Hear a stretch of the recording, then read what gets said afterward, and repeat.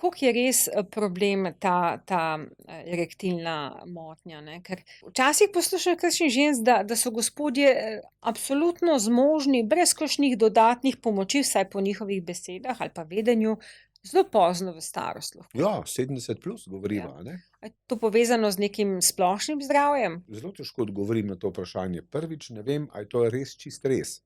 Se pravi, ali je gospa samo vsakič je to taka muka, da se zdaj pač nekako vidi gospoda kot tistega klasičnega antičnega junaka, ki zdaj nastopi z onetom, a ne, ki nikakor ne uplahne in ne usahne. Ampak v resnici pa jaz mislim, da ravno tako ni, ne.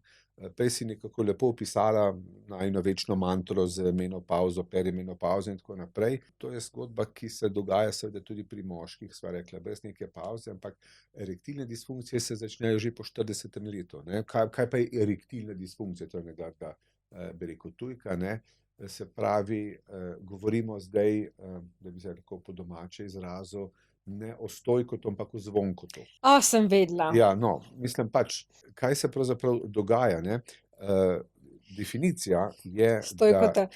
definicija stojkota ali erekcije je pač v tem, da imamo zmožnost erekcije zadosti dolgo, da lahko izpeljemo spolni odnos. Penetrativni spolni odnos. V kolikor se pravi, pojavi erekcija in uplahne, je to spolna disfunkcija. Se pravi, erektilna disfunkcija ni to, ja, sem imel erekcijo, ja, si imel za 10 sekund, ne. Ja, ali pa za Bravo, prvo bravo, minuto, Jože. ne. Ja, Ja, ja. ampak na daljši rok pa seveda, ne, je pač potrebno to. In kaj se zdaj seveda dogaja?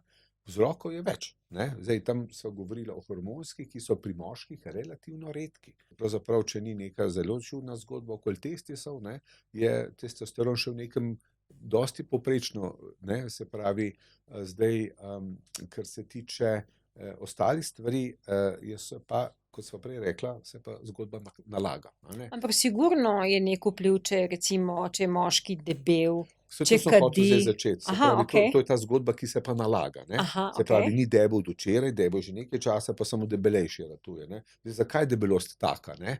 Zdaj zato, da pač se ne vidi spodaj, a ima erekcijo ali ne, verjetno ne, ne.